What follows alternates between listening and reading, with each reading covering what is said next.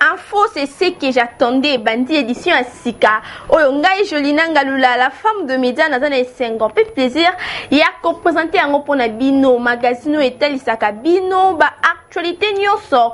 Il y a le commandant du temple, le pasteur François Mutombo. Voici l'homme, l'ambassadeur de la parole de Dieu, Penao Etali, Aseka Kalembele Mobimba. Bobo Sanate, rendez-vous mon nene à ne pas louper, rendez-vous mon nene. Kozangate du 10 au 19 août 2018, Zali Bongo, l'international fête des Jeux Bipai Wapi. Bobengami Ebele, Mbote Bipai Bozwami.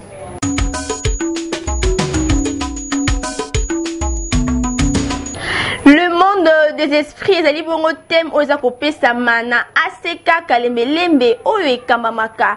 Na le commandant du temple, le pasteur François Mutombo. Voici l'homme, la marque de posée de Jésus-Christ. Pipa Iwapi, Mokolo ya dimanche 15 juillet, à Talisaki Malamunaba Nanzambi. Ma détail, na commentaire.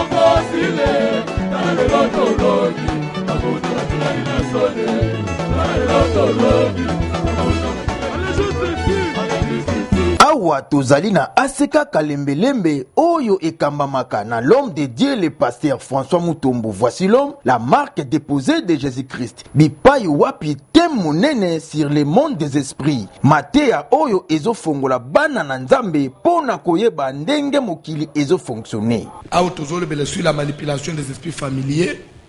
Tozole bela na kati ya armée de Satan. L'armée de Satan, nous avons 4. Il y a Satan lui-même et son armée. L'armée, nous avons 4 espèces. Il y a l'esprit, esprit de l'air ou esprit vagabond, l'esprit des animaux, les revenants et l'esprit humain, démon humain. Parce que tout le sur le revenant.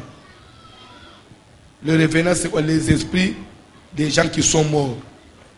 Après la mort, que devient l'homme? Après la mort, que devient l'homme? Le pasteur François Mutombo, voici l'homme, l'ambassadeur de la parole de Dieu, a expliqué qui n'a pas Nzambe, c'est quoi la mort? La mort, c'est seulement la séparation du corps de l'homme avec son esprit. C'est ça la mort. C'est la séparation de ton corps avec ton esprit. Ton esprit se sépare de ton corps. Ton esprit sort du corps. Et comme il est en dehors de ton corps, c'est ça la mort. Ndeliwa. Ndekukufu. Oh, akufi. Ce qu'on appelle muto akufi, c'est que molimu ne salini et bimi na nzoto, ikabone na nzoto. Molimu ekufa kate. Pe molimu utikala kukufa te. Nazo répéter, je mets l'accent, l'esprit ne meurt jamais et l'esprit ne mourra jamais, l'esprit est éternel. Namokanda ya Luc chapitre 23 na verset 45, nde l'ambassadeur de la parole de Dieu, le pasteur François Mutombo, la marque déposée de Jésus-Christ, a talisaki na bana na Nzambe na lisolo ya Jésus-Christ avant sa mort. Jésus na ikulus angangi na mungongo makasi. Père, Tata, je remets mon esprit entre tes mains. nazongi simuli munanga na maboko na yo. Et en disant ces paroles, Sima ya koloba maloba wana, il expira. nde Yesu akatipema. S'il vous plaît, Jésus avant de mourir, il a pris soin. Il y a oyeba que mon esprit est entre les mains de qui? Papa, ozongi mokufu mulimu eza wapi? Eza maboko anani? Jésus qui est Dieu. Il dit Père, malgré ba pota na nyosu basala qui est. Leda monike peme komiko ken. Bible ba makasi mukati kala no wangangi. Père, na zongi semuli munanga na maboko na yo. Pa akati motem. Pourquoi? Puisque au salaire, c'est le diable qui récupère. Et ce qui Satan a vu muli muno komona nzambete. alingaki kotalisa na bana na nzambe ete apres liwa na biso satana awelaka molimo na biso. Bande kuna liwa bakunzimi bale ba a place wana, ou soit c'est Dieu ou soit c'est Satan. Ndeba welela molimo wa mutu. Mutu ezami tu kana mapangu te molimo na yo. Ce qui fait la réussite de l'homme, c'est l'esprit qui est en lui. Je vous ai dit le vendredi, il y a des gens au bazana esprit fort, il y a les esprits moyens et il y a les petits esprits. Bah tu as petit esprit bah réussir en invité. Bah tu as esprit puissant, papa bah s'imposant. Et c'est depuis la création. Il faut avoir un grand esprit. Bah, tu as un grand esprit, n'importe quel domaine il s'impose. Il faut veiller sur ton esprit.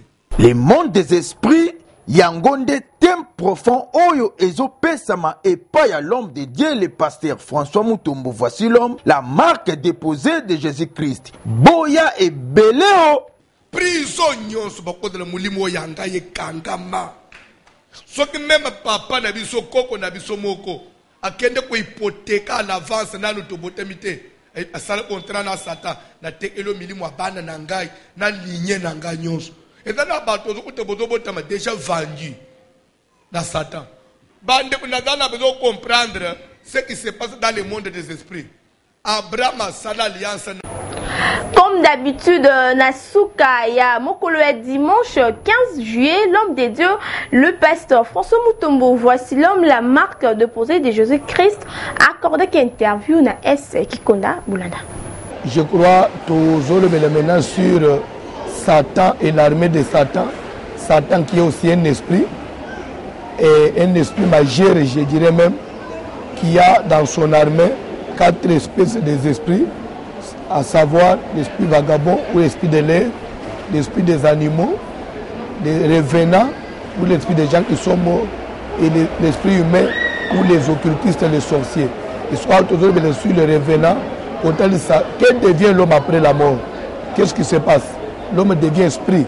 Alors, quand l'homme devient esprit, qu'est-ce qui se passe? Est-ce qu'après la mort c'est fini? Déplace toujours le esprit.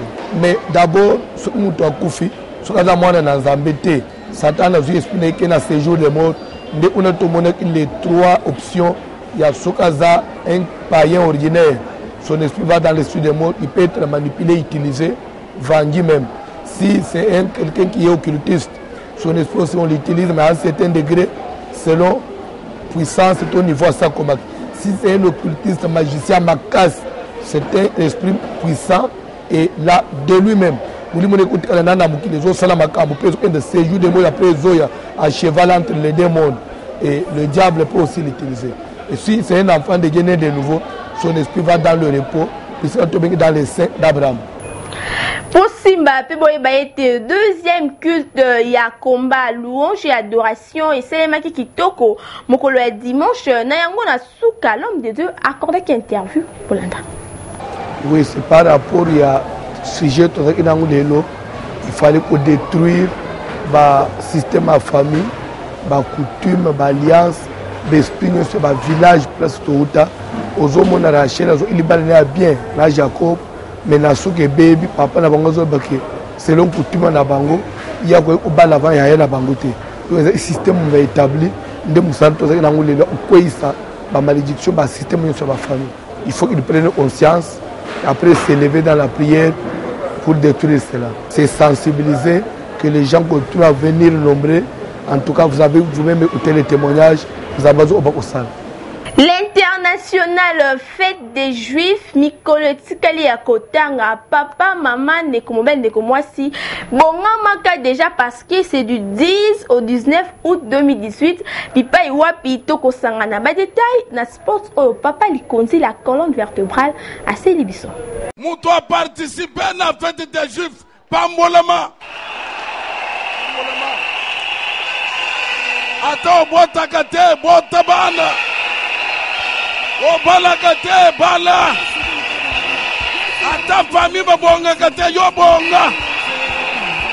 Yes, yo, la grande fête des Juifs est hier. Dénommé dans le Seigneur, papa, maman, frères et sœurs en Christ, l'Assemblée chrétienne de Kinshasa, ACK Kalembelembe 72, en collaboration avec le groupe d'intercession Babouki Bikeko, GPP en sigle, organise la grande fête des Juifs, 8e édition, du vendredi 10 au dimanche 19 août 2018, de 14h30 à 20h30, au temple de l'ACK Kalembelembe 72, commune de Kinshasa, référence, croisement des avenues Plateau et Kabambare, non loin de la maison communale. Nanya Kozanga et rendez-vous à ne pas louper. 10 jours de forte prière de délivrance, 10 jours de bénédiction avec comme thème, voici l'odeur de mon fils et comme l'odeur d'un champ que l'Éternel a béni. Genèse 27-27.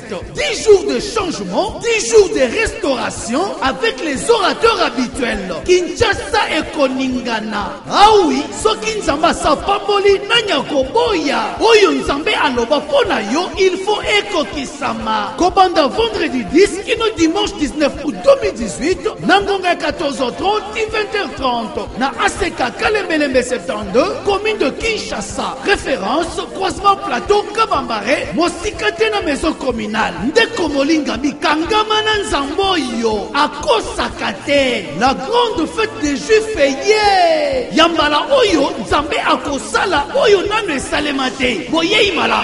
Fête des Juifs. Fête des Juifs, c'est la délivrance. C'est la guérison. Fête des Juifs, c'est la bénédiction. Mopa molama. Mozomi solo. Barish babimao. Esengwela andabino. Aseka kalembelembe ler toko yali sus. Ebakisam. Sensibilisation, il y a la grande fête, l'internationale fête des Juifs. Et ça, qu'on sait les makitoko, bah, préparatifs, et ça, bongo makasi, bah, panneaux publicitaires, bah, batch, bah, nanzami, bah, c'est-à-dire qu'on bah, bongo, bah, affiche, na bah, mur, na bah, voiture. Nous sommes pona, nous sommes les kitoko, kasna souka, l'homme de Dieu, le pasteur François Mutombo, voici l'homme, la marque de procès de Jésus-Christ, accordé qu'interview na Eskiko na paix à l'obelaki, ni des fêtes des Juifs.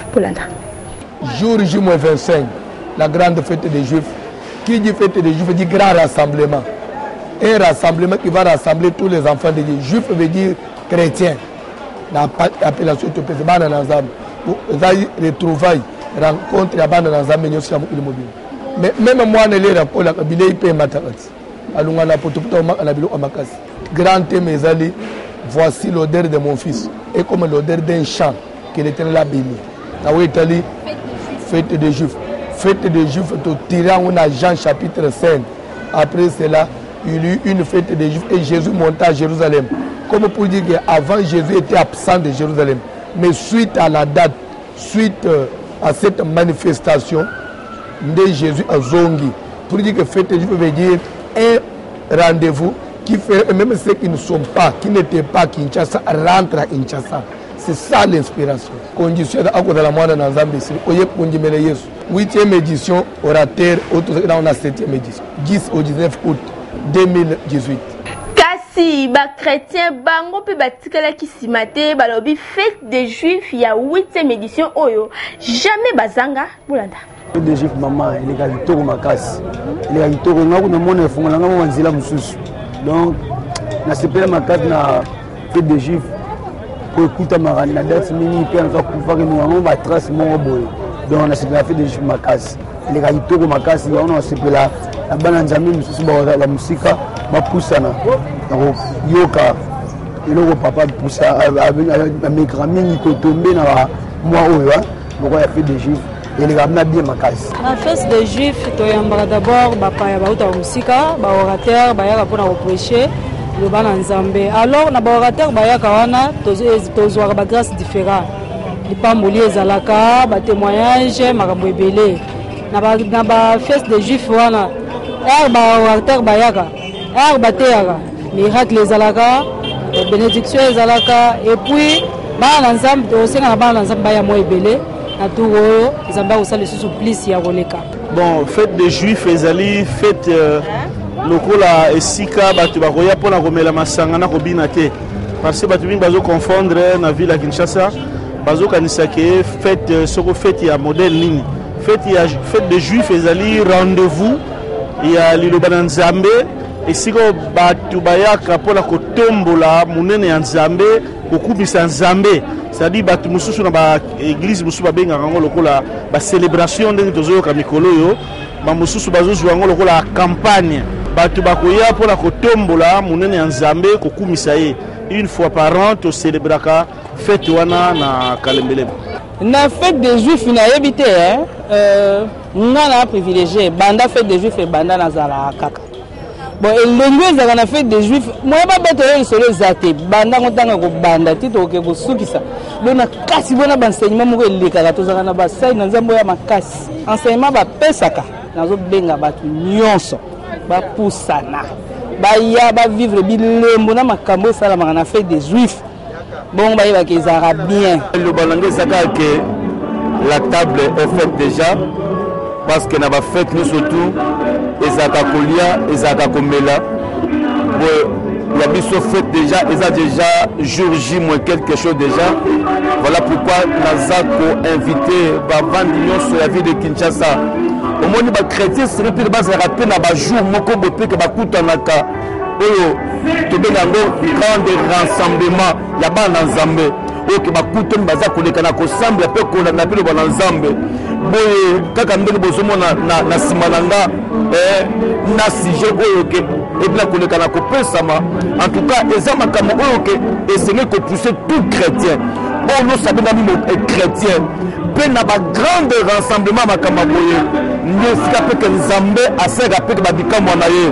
bato babikaka de chaque année tu auras toujours ba témoignage na ba rassemblement oyo ke tosaka biko yango toza ko inviter seulement ba vandi nyonso ya ville de Kinshasa na ngina banda baboko na famille nanga famille locale esika bango spazami nazobenga bana bakoko bakokolo nyonso ya locale boya na grande fête des juifs bandeko ya Brazzaville bango pe batikali simate bakiti awa na Kinshasa précisément na ACK Kalembelembe nyonso wana kaka po na fête des juifs polanda d'abord maman auti Brazzaville uniquement kaka po na fête des juifs polanda donc nga naza mona ya ACK mais naza ACK à Brazzaville Pointe-Noire mais na yaki po na fête des juifs pour na présenter pour la première fois nanga pour que na assister nango donc nayoka yango na musika ba témoignage na ba télé tout mais loko l'écouter linga awa na lobi fona assista bana zonga donc naza pour ça penga penza mba visiter nga a visiter nga na musika mais tout na ngina mona bénédiction pe pembe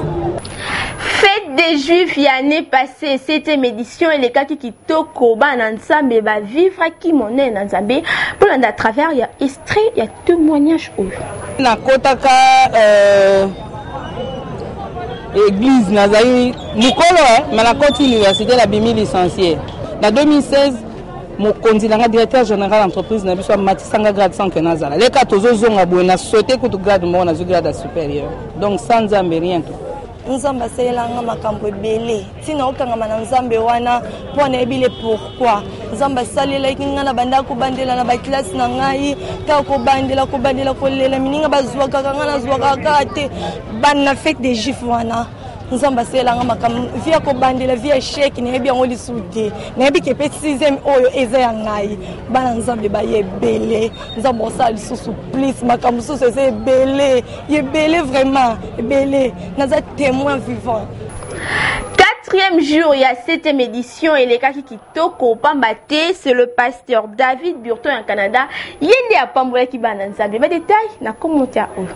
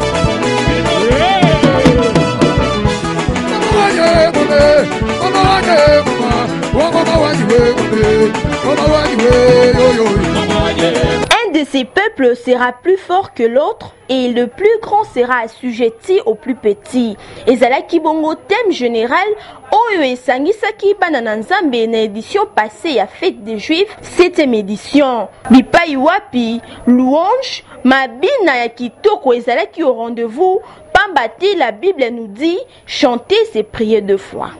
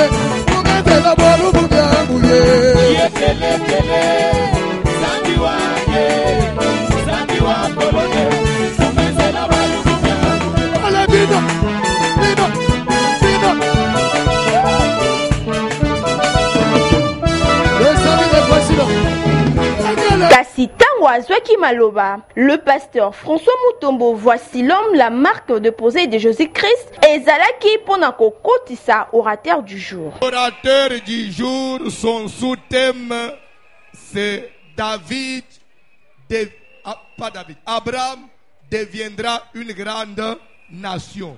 Abraham deviendra une grande. Abraham qui est déjà mort. Et pourtant la Bible me dit Dieu n'est pas le Dieu des morts. Il est le Dieu des vivants. Abraham ce soir c'est qui? Qui deviendrait une grande nation et puissante. Grande et puissante. Toi là. Que personne. L'orateur du jour, pasteur David Burton ya Canada a fortifié ki banana Nzambe. I believe that God is here to deliver, to do miracles, because God wants you to be great. And we decree and declare tonight, you shall be great. Pasteur David Burton a sukaki kakawana te abakisaki lisusu boye. Tonight, God is calling forth governmental leaders out of this church. When I was getting ready to come to Africa, the Lord said that He's raising up a great mighty of army in this church.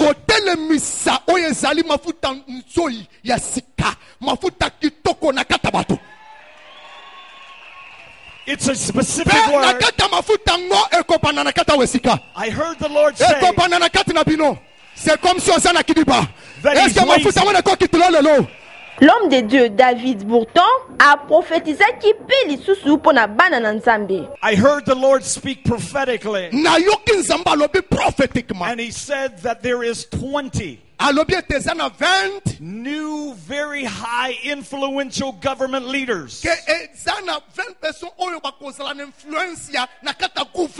that's coming from this church. 20.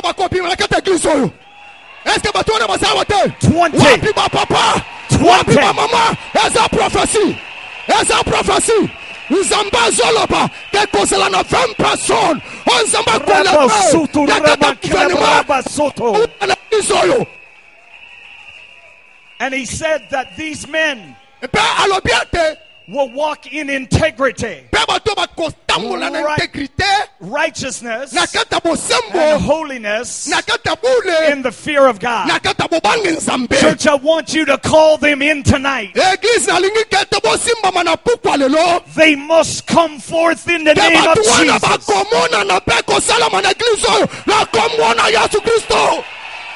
Lokola Aseka Kalembelembe ezalaka siège ya babuki bikeko.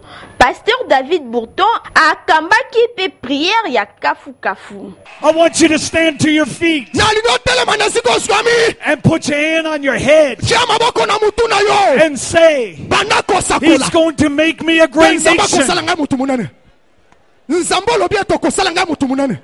na lingina zala mutu munane banda ko deklara ngo na fina yo telema banda ko sakola yango kia maboko na mutu sakola na bomo ina yo ezala batu bazali banda ko sakola lobe pesa bakosala nga batu munane lobe akosala nga mutu munane na kosala mutu munane na koleka batu alibota na ngai na kosala nation munane.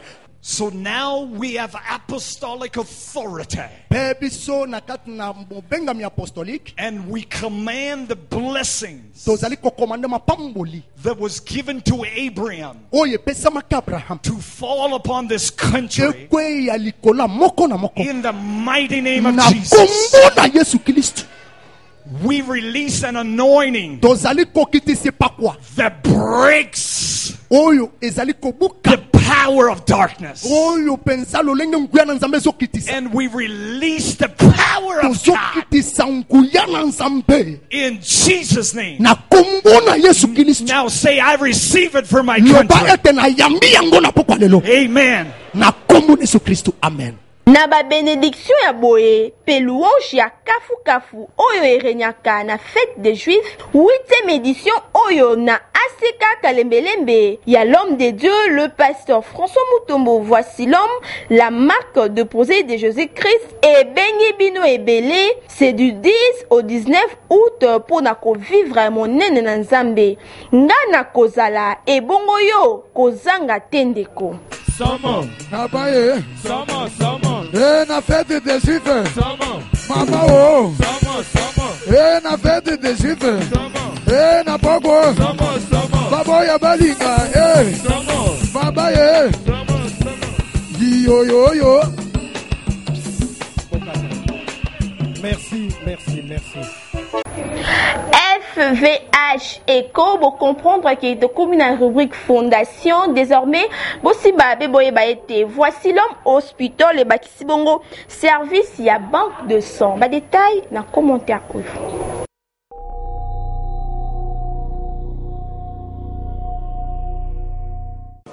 Ouverture officielle, il y a banque de sang, il y a hôpital, voici l'homme et Selemaki Kitoko. Bipai Wapi, Mokolo est dimanche 15 juillet 2018, Awana Aseka Kalembelembe, ba donneur bénévolant du sang, ba Pesaki Makila, pour na ko sauver ba vies humaines.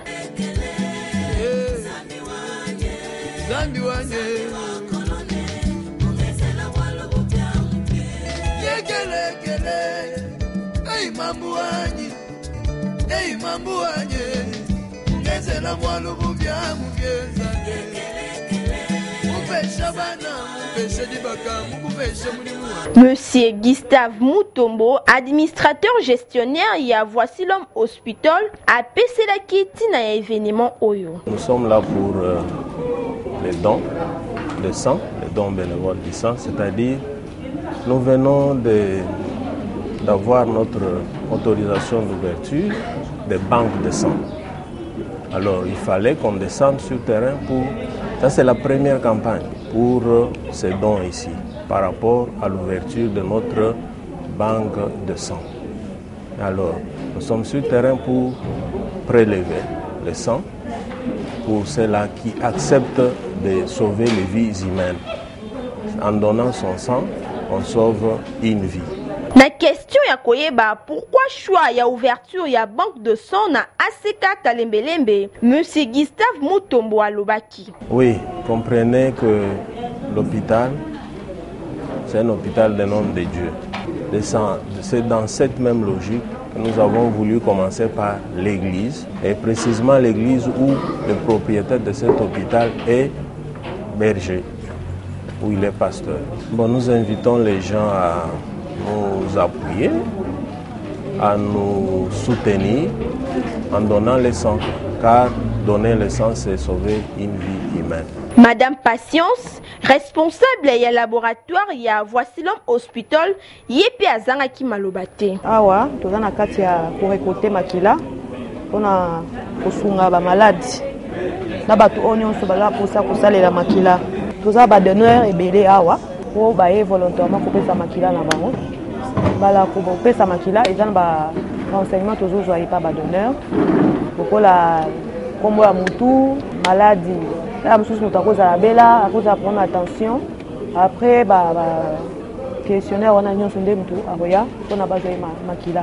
Désormais, Bosimba Peboyeba été, Voici l'homme hospital et Bakisi service ya banque de sang pour Nakobi qui sa vues humaines. Okotu Nangai, Voici l'homme hospital les Swami Wapi et Zali Bongo na avenue de la République, na quartier Maninga na commune Yangalema. Référence DGC Barré.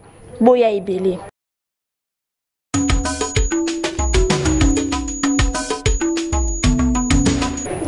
Matthieu chapitre 16, verset 13 à 15, pour comprendre que de comme une rubrique au bout de la camine la bandako.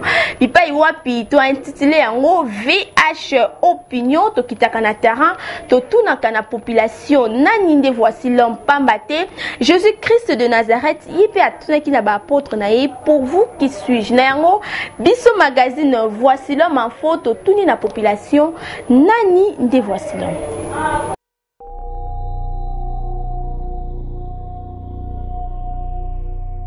Bon, à des fois, ceux qui nous rendent dans ma terre, on a senti très bien, senti bien. Nous avons à l'aise, nous avons planning à terre, vérité, bien. Non, peut ça concerne c'est pas pasteur Vassilan. Azam Hussein Nzambe Munene. Faut aller vraiment ndengini na ko kozana ba amnae. Bon, azala bien ba serviteur nae. Basa Nzambe nyosa za na bien et puis atea kapena profondeur ndenge atea kapena mo atula na pena mo azotea ndenge mo sa ko kozana ndako na libala ndenge mo sa ko kozala vraiment a mériter ka bongo ezala ka bongo azala malamu vraiment mutu nyoso to na kaza donc aza mutebete mo munene fo ayeba ndenge nini akoki koloba na ba na Nzambe nyoso po tolanda ke biso nyoso to et puis ça ka biso pe ba conseil. Attends, au bois qui me sont landis, me sont terre, na ça vraiment attentif ya koyoka ni na zoloba. Ayi Voici l'homme za pasteur. Na matière n'est pas pour la radio, pour la télévision, na bénéficié à bien à terre bien, na se trouver ma kasi concernant vinanga, famille nanga, na boté terre bien. Concernant au PC kaka a continuer ka ninga osela Nzambe a continuer pe ka côté ya batu ba bongo la motema la simana e desi biso ngane tinga na matière de ça nga bien o consoler nga ba mbebele a continuer ka musala na yo osela Nzambe wana bon nga ba mdani loba na pia na loba.